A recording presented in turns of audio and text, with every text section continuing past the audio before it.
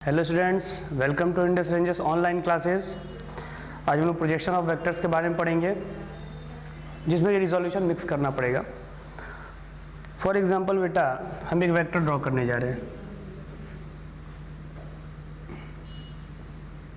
y x, और ये कोई वेक्टर है ओ ए। अब देखिए, अगर a से x पे एक परपेंडिकुलर खींचते हैं, a से x पे अगर परपेंडिकुलर खींचते हैं b, ठीक है, और a से y पे अगर एक परपेंडिकुलर खींचते हैं c, तो ध्यान से देखिए, जो OB है, ठीक है, OB है, OB is projection of OA vector on x axis. अब देखिए, ये प्रोजेक्शन होता है क्या? प्रोजेक्शन मतलब जैसा कि प्रोजेक्टर से समझ लो, सीधी सी बात। प्रोजेक्टर मतलब क्या होता है? परछाई। मतलब कि आप इधर से अगर लाइट रे, एक टॉर्च ले लो, ये टॉर्च, और इधर से अगर लाइट रे आप चलाते हो, तो ये जहां तक शेडो कास्ट, कहां तक करेगा? यहीं तक शेडो कास्ट करेगा। तो वो शेडो होता है प्रोजेक्शन ऑफ अ वेक्टर। तो देखिए, अगर मान लेते हैं कि ये इधर से थीटा डिग्री बना रहा है, तो कॉस थीटा क्या हो जाएगा? Cos theta is equal to, देखिए क्या होगा, cos theta is equal to base upon hypotenuse, यानी कि OB अपॉन OA, और OB ही क्या है? जो OB वेक्टर है वही प्रोजेक्शन ऑफ इस वेक्टर का प्रोजेक्शन है। तो देखिए, OB की वैल्यू क्या हो जाएगी? OA cos theta is equal to OB vector. और कल हमने बताया था कि अगर x के अलावा कोई प्योरली वेक्टर लाई कर रहा है, तो उसे आप लोग I के टर्म्स में लिख सकते हैं। तो यानी हम यहाँ पे OA को लिख सकते हैं OB cos थीटा I, मतलब कि OB cos थीटा OA का वो कंपोनेंट है, वो लेंथ है जो x में लाई कर रहा है, ये भी आप बोल सकते हो। तो ये रहा इसका प्रोजेक्शन। इसी तरीके से इसका प्रोजेक्शन यानी इसकी परछाई अगर y एक्सिस पे निकालनी है तो कैसे निकालोगे? y एक्सिस पे निकालना हो तो अगर ये थीटा है, तो इधर क्या हो जाएगा? ये क्या हो जाएगा? 90 माइनस थीटा, इसको कह सकते हैं 90 माइनस थीटा बोल सकते हैं। अब एक सिंपल टेक्निक, ये अगर थीटा तो ये भी थीटा होगा, और थोड़ा सा ट्राइंगल कुछ इस तरीके से जा रहा है, ये देखिएगा। अब यहाँ पे साइन थीटा देखिए क्या हो जाएगा। यहाँ पे साइन थीटा देखते हैं, देखिए ये थीटा है, ठीक है, यहाँ पे देखते हैं बेटा, ये थीटा है, तो इसके सामने वाला ये परपेंडिकुलर, तो ये आपका आ गया OC, और हाइपोटेनियस क्या हो जाएगा? ये OA अपॉन OA। तो देखिए OC क्या हो जाएगा? OC is equal to OA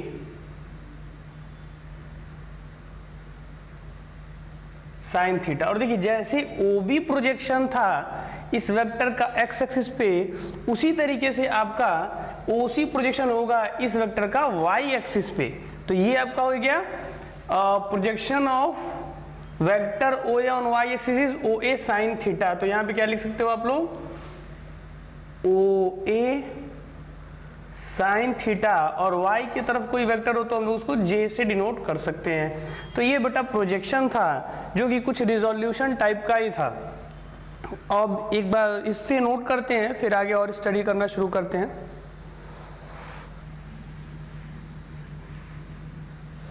अब देखिए, प्रोजेक्शन ऑफ वेक्टर में आपका सब टॉपिक है addition and subtraction of vectors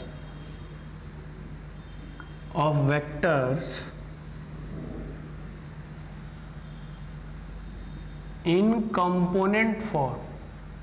component form में कैसे आप लोग ऐड और सब्ट्रैक्ट कर सकते हो। तो देखो, ये कैसे होता है। यहाँ पे जैसे मान लेते हैं ये कोई वेक्टर है A, वो दिया हुआ है AXI plus AYJ plus AZK, ठीक है। और यहाँ पे कोई वेक्टर B है, वो दिया हुआ है AXI plus BXI plus BYJ plus b z k. तो ये करना है कि अगर आपको a प्लस बी की बात बोली जाए कि find a plus b vector अगर फाइंड करना, तो देखो बेटा जैसे वेक्टर i j k में दिया तो आप i j k में ही ढूंढ सकते हो। तो i j k में क्या होगा, जो जिसका कंपोनेंट यानी x का कंपोनेंट x में जुड़ेगा, y का कंपोनेंट y में जुड़ेगा, z का कंपोनेंट z में जुड़ेगा। ये आपका देखिए कैसे यहाँ पे हो जाएगा ax plus bx i plus ay plus by j plus az plus bz k। ये इसी सिमिलरली अगर एडिशन के बाद सब्ट्रैक्शन होता जहाँ माइनस साइन होता वहाँ माइनस लगा देते। तो ये इस तरीके से आप लोग फाइंड करोगे। अगर आपको इसका मैग्नीट्यूड फाइंड करना हो तो मैग्नीट्यूड कैसे फाइंड होगा, उसका क्या रूल होता है, मैग्नीट्यूड बोला जाए तो अंडर रूट x कंपोनेंट जो है उसका स्क्वायर यानी कि ax प्लस bx का square plus ay plus by का square plus az plus bz का स्क्वायर। ये होता है आपको अगर मैग्नीट्यूड फाइंड करना हो तो। नोट करते हैं, फिर इन दोनों पे हम लोग न्यूमेरिकल्स को प्रैक्टिस करेंगे।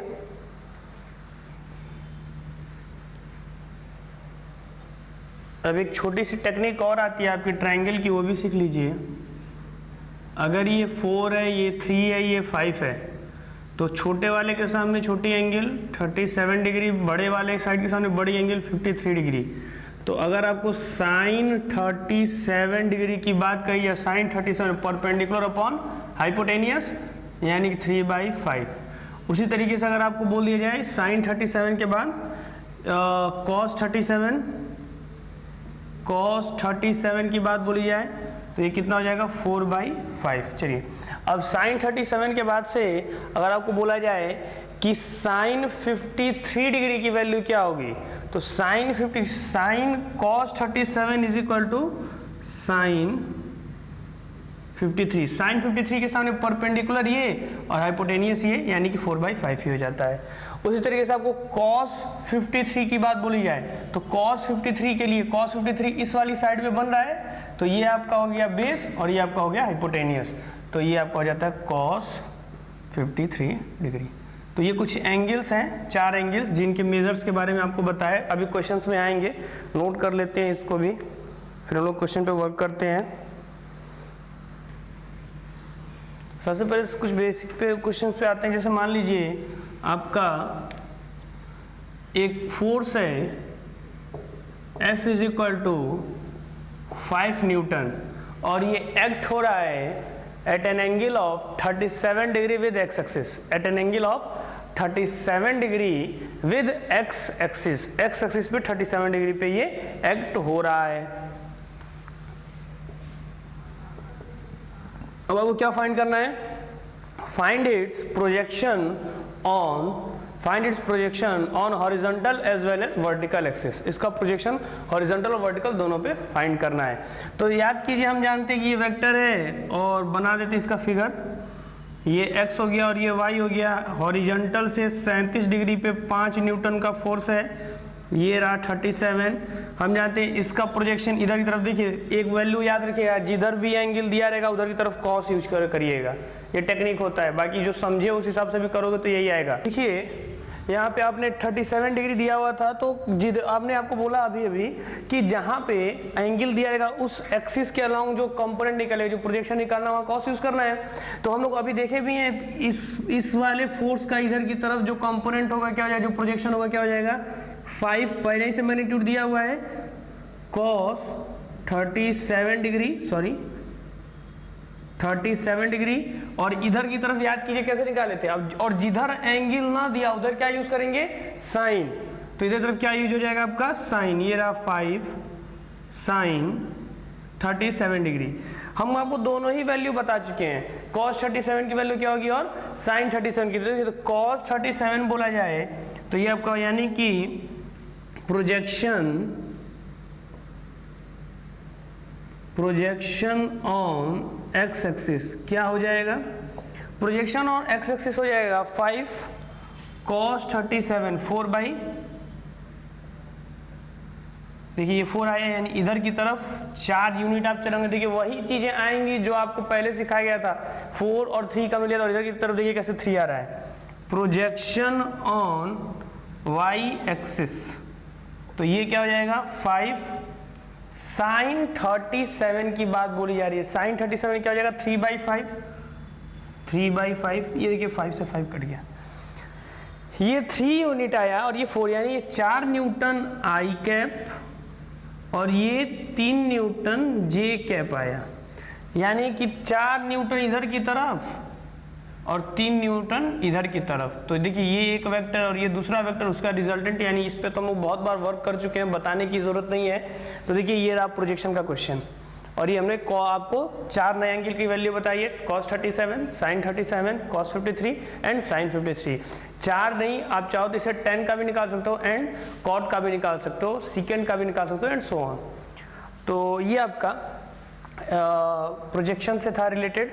अब आते हैं जो हमने कंपोनेंट वाइज एडिशन और सब्ट्रैक्शन से बताया था।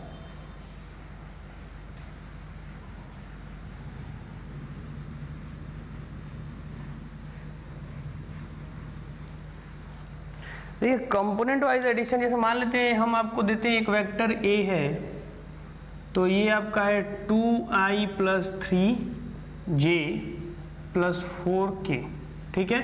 और यहाँ पे एक वेक्टर बी है, ये है 3i + j + 2k। आपको a + b वेक्टर फाइंड करना है। वेक्टर बोला है तो करना है क्या है, i को i में जोड़ दीजिए तो क्या हो जाएगा, i को i में जोड़ते हैं तो 2 + 3 5i, j को j में जोड़ते हैं 3 + 1 4j, k को k में जोड़ते हैं 4 + 2 6k। तो ये देखिए आ गया आपका a + b वेक्टर। अब इसका मैग्नीट्यूड पूछ देता, यानी कि मान लीजिए अगर आपको मैग्नीट्यूड बोल दिया जाए, find the magnitude of a b individually, अगर ए बी को जोड़ना है तो करना है क्या, √ में 5 का स्क्वायर + 4 का स्क्वायर + 6 का स्क्वायर, यानी आपको करना क्या है 25 + 16 + 36 रूट में, ठीक है। ये आपका 6 6 12 और 3 1 4 52, 52 में 25 जोड़ दीजिए, तो 52 में 25 जोड़ेंगे 5 2 7 और 5 2 7, √77, ये आएगा इसका मैग्नीट्यूड। और उसके बाद अगर आपको सिमिलरली अगर बोल दिया कि फाइंड मैग्नीट्यूड ऑफ ए का मैग्नीट्यूड फाइंड करना है, तो उसके लिए भी यही रूल, √a² + b² + c² होता है, यानी ये आपका हो जाएगा 2 का स्क्वायर + 3 का स्क्वायर + 4 का स्क्वायर। एक्चुअल में ये है क्या, ये बता रहे हैं आपको। देखिए 3D की बात बोलते हैं, सर हाथ की तरफ ध्यान से देखिएगा, वेक्टर ए का मतलब कि 2 यूनिट i में, 3 यूनिट j में, ये 3 यूनिट आपका j यानी कि y में, और ठीक उसके बाद 4 यूनिट k में, यानी यही से पॉजिटिव चार्ज। अगर अंदर की तरफ निगेटिव मान रहे तो बाहर पॉजिटिव, तो देखिए यहाँ ही से घूम जाना है बाहर की तरफ, तो ये आपका 4 यूनिट बाहर। ध्यान दीजिए वेक्टर कैसे बना है, ये और ये जो आपके ट्रिकी क्वेश्चन होते हैं इस टाइप से आपको मिल जाएंगे। तो इसका जो सम करना है तो 2 को जोड़ते चलिए आप। सबसे पहले क्या करिए, x में y को जोड़ दीजिए, तो ये जो वेक्टर है xy प्लेन पे आ रहा है, तो इसका सम आपको पता है कि ऐसे जाएगा, ये xy प्लेन में ही जाएगा। अब इस प्लेन में जो भी, ये अगर xy प्लेन में चाहे ये x एक्सिस और ये y एक्सिस था और इधर की तरफ मान लेते 4 था, तो देखिए इन दोनों को अगर आप जोड़ोगे तो लाइन आपकी कुछ इस तरीके से जाएगी।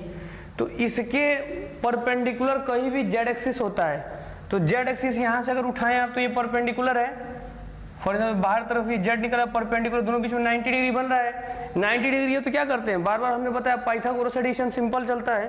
देखिए पाइथागोरस एडिशन चला, ये क्या था, ये कहाँ से आता, ध्यान दीजिए ये कैसे आया था, ये जो था √x² + y² ही किए थे इसमें, ठीक है, ये z है। अब क्या करेंगे, हमको यही रिजल्टेंट है, यही c है, तो इसे निकालने के लिए क्या किया जाएगा आपको, फिर से हम लोग क्या जानते हैं कि अब दिस का स्क्वायर + दिस का स्क्वायर, यानी कि इसका स्क्वायर करेंगे तो रूट ही तो हटेगा ना, x² + y² और इसका स्क्वायर क्या है +z²। तो देखिए ये फॉर्मूला का डेरिवेशन करने का भी जरूरत नहीं, सिंपल टेक्निक से आप समझ गए थे कि वेक्टर c क्या हो जाएगा। यानी कि अगर 3 एक्सिस में, 3 डायमेंशनल एक्सिस में वेक्टर्स को जोड़ना है, x² + y² + z², ठीक है, अगर कोई x में है, कोई y में है, कोई z में इंडिविजुअली, क्योंकि आप जानते हो कि x y एक दूसरे के परपेंडिकुलर होते हैं और x y के परपेंडिकुलर z होता है, तीनों म्यूचुअल परपेंडिकुलर होते हैं। और हमने वही टेक्निक यूज किया, फिर से बता दे रहे हैं, ये x था, ये y था, परपेंडिकुलर थे तो दोनों को जोड़ा तो क्या हो जाएगा, ये वाली line x square plus y square under root में